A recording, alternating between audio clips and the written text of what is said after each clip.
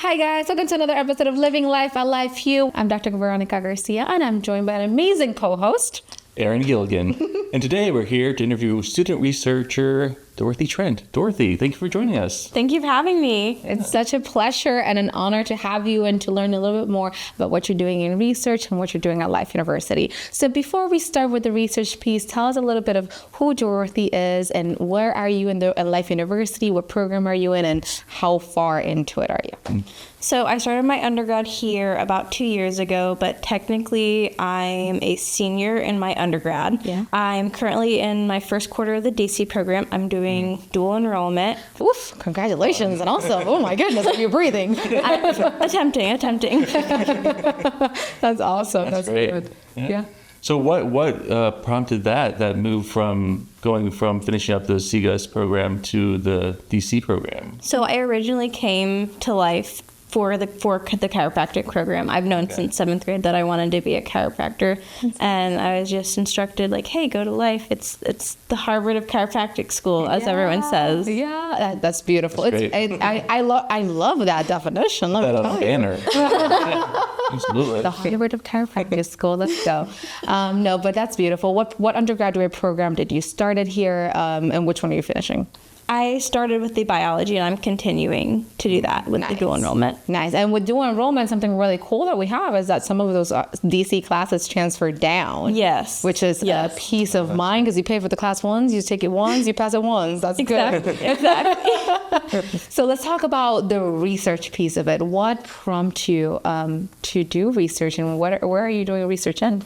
So I was originally prompted to do research during a class that I took on campus. It was, I believe, experimental design.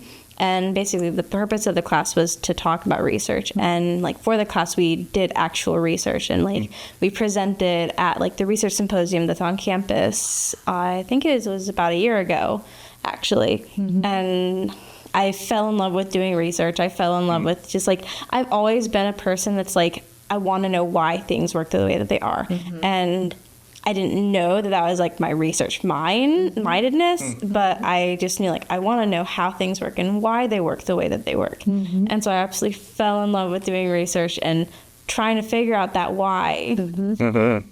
Yeah, so tell us a little bit about the project that you're doing right now. So the project I'm currently working on is rodent morphology and looking at the C1 vertebrae to see if there is a change in the shape based on the locomotion. And from my chiropractic background, I found like the research that the conclusion that we've found so far with what has been done is that there's very little difference. Like most of the shapes are very similar, and so I think it's kind of neat because like in the chiropractic program, the C1 is such an important vertebra, and so it just shows, it's just like confirming like that it is such an important shape, so it just doesn't vary based on locomotion. And as you grow matriculate into the DC program, will you be continuing with that same study for a while, or what are your thoughts? I hope to continue for a while. Eventually, I would love to transfer into DC research and then possibly even continue that once I graduate as well. Oh, that's very exciting. Talk to me about the different phases of your research. I absolutely loved everything that you say. And I'm like, wow, tell me more.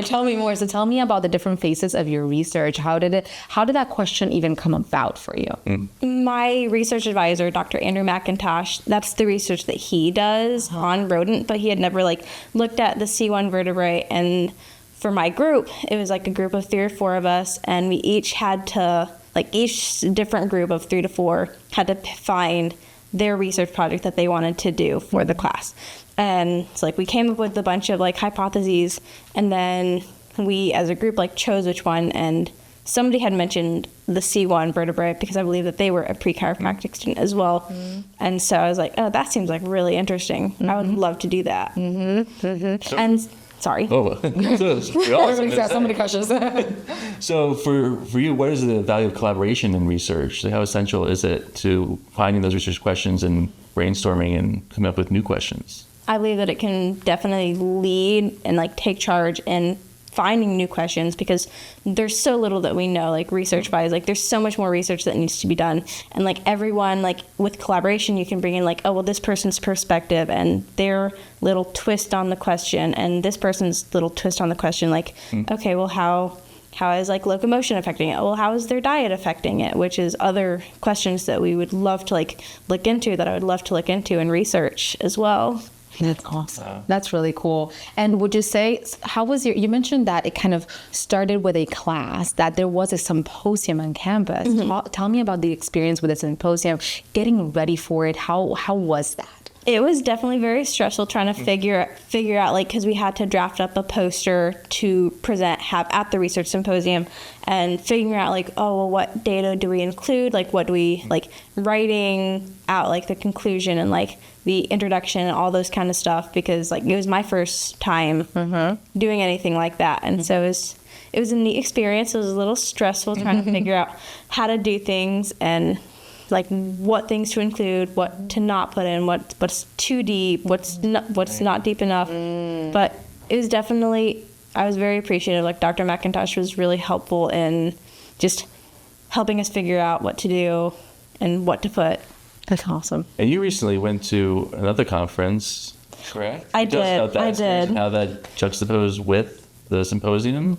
It was really neat. It was a little different because it was just me this time. I went and presented at I believe it was the 85th annual meeting of the Southeastern Biologists, and it was intense. It was good. It was a great experience. I absolutely loved it. I loved seeing everyone else's research and like saying, oh, well, that's really neat, because so many different students and like researchers from other colleges came, and there were like, I think, hundreds of like researchers that brought their different projects, and it was neat. It was a little nerve-wracking because like it was just me to talk about it, and I can like kind of stutter over my words, but it was. That's amazing. That's part of the process, and we get to experience it and share the excitement of it. That's really cool.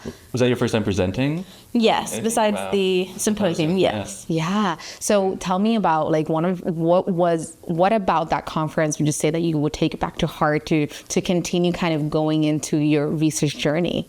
I'd say like to keep the passion. It definitely reignited like the passion, and just seeing everyone else's passion for their projects, because like most of the work that I do is on the computer and it's alone, and so it can get a little tiresome sometimes, but just like finding like getting the information out and like being able to share with people and seeing other people's excitement about my research and sharing my excitement about other people's research is definitely. Did you find any collaborators at the conference? People you might want to keep in touch with for future research? I didn't. There's definitely been like some like research, and like I reference like when I'm home, like, oh, this research that I heard about, and this research that I heard about.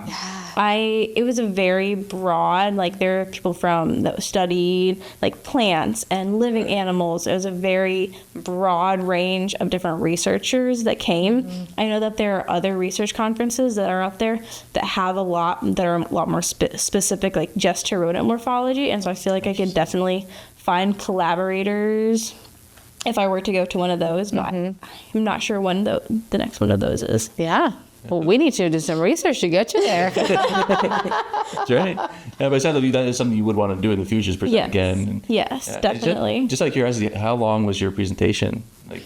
So I believe it was an hour and a half that I just stood up my poster, and anybody could come up and like talk. It was like in a big hall, and a bunch of people had their different posters like put up on like the walls and on like the boards. And so like I stood there for, I think it was an hour and a half. I could be totally wrong. It's been a while. My brain is so full of other information. Sure. Hey, our brain has no idea what time is. So, what would you say is the most like? You mentioned that you had to kind of choose for the class, but also I guess also for the conference to choose what goes in the poster and what doesn't. So, what are some of those like more things that you would say, okay, this was really important for me to put in versus, okay, this I could leave out because for whatever reason? I feel like one of like the biggest things that I was really glad I had, and a lot of people had questions about, was like the graph of the data, because it showed like it had like a bunch of different points showing where the shape correlates to like the other shapes, and it was a very dense populated I believe though there is like I think 40 to 45 I believe species, and I'd say like 32 were like very close, and there was a couple most likely due to human error in the research process, and then there was a few that were like 5 or 6 that were like really close together, and so it was really neat, like having that, and so people could ask questions like, "Oh, well, what is this?" And which is another research question that we want to look into is like, well, what are those species? Like, why are they different? Is it morphological? Is it diet? Is it location? So that would definitely be like the biggest thing. And then an eye catcher that I had on my poster was a picture of like a really cute one of the species that we used for the research, because it was like, I think like a squirrel or something like that, but it was so cute. And a lot of people stopped and were like, "Oh, what's that? Well, I want to hear about that." And like, tell me about your research. Yeah. And so it was definitely something to pull people in to get them interested. The strategies, yeah. Yes. Yeah, give them some hooks. Huh? Exactly. That's amazing. I would also go for the. Like, tell me more. So tell us what some of the resources that life has been able to offer you in terms of starting your research and continuing your research. So we literally had everything on campus already to be able to do the research. We had like all the micro CT scans on the computers already set up so I could just jump in and do the research. And there are, I believe that there are like 85 or 86 total species that we have like micro CT scans for. And so like I didn't need anything else from like outside of the school. It was just already here. It's perfect. Easy, yeah. Yes. I mean, not easy, but yeah, it just made it available. convenient. That's really cool. That's really cool. So to know that we have the infrastructure here for doing some really interesting research, Yes. I think is maybe something that people don't know about. They don't know that how deep that technology goes in so many ways, both in CGUS and in the Chiropractic College. Yeah. And it's really cool that you also mentioned that you want to continue to broaden your research experience to a little bit more cater to what your career is going to be within chiropractic. But now you also have the experience from an undergraduate perspective and from a biology major, right? It's really good to kind of see that evolution also for you within research, right? Yeah. And to continue broadening that love and that passion, because it's so needed in every single profession. And as a biologist, I love that you brought up this, like, in this conference that you went, it's such a giant realm, but to just be shoulder to shoulder with other people that have brilliant ideas and brilliant questions that need answers. So tell me, what's the next step for your research project? So the next step, we're actually going to expand it because we're going to expand it to the entire cervical. And so we're going to put landmarks on the C3 and the C7 both on all the different species and see if there's a change within that, to see if like it's just the C1 or if it's the entire cervicals that is extremely important, like shape-wise, and it doesn't vary shape-wise. So that's the next step as far as research. And what's the timeline for that? Yeah. When are we starting? I believe I'll be starting that next quarter. I'm going to start like the very beginning of it this quarter. I need to go into the research. I'll probably go next week into the research lab to start with that. And start getting prep and ready? Yes. That's awesome. Yes. Figure out like what landmarks are available from that we used on the C1, see if, because like the C1, it is shape-wise, it is very unique compared to like all of the rest of them. So see like, well, what landmarks do we need to substitute for the C3 and the C7? Wow. That's so interesting. And so just to recap, Ms. Dorothy, undergraduate, dual enrollment, chiropractic program, also presenting research from her undergraduate and continuing and expanding her current research. That's amazing. That is amazing. Congratulations. It's such a cool time to be around at Life University with people like you. Thank you. And what advice would you have for your colleagues, your classmates who might want to get started in research, but they aren't sure how?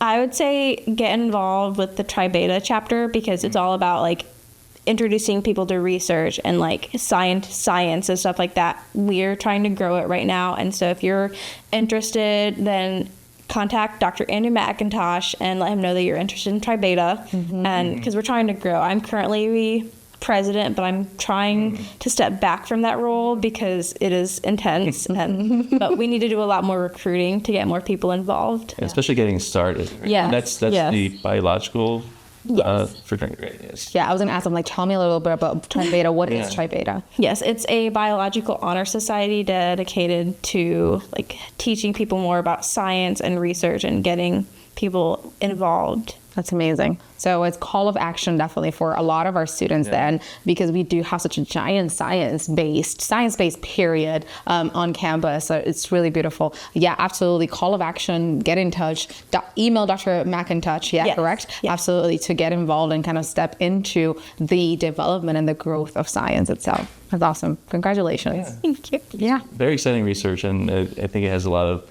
long legs into the future. So you're going to find a lot more out there. Yeah, absolutely. Well, Dorothy, thank you so much for spending a few minutes of your busy schedule with us. Thank you for having me. Absolutely, and good luck on the research coming and the different moves that you're about to do. We're here to support you. I'm excited that the university has been able to provide you with those resources for you to continue being successful. Yeah, good luck. Thank you so much. And we'll see you guys on the next episode of Living Life, a Life You. Take care. Bye. Bye.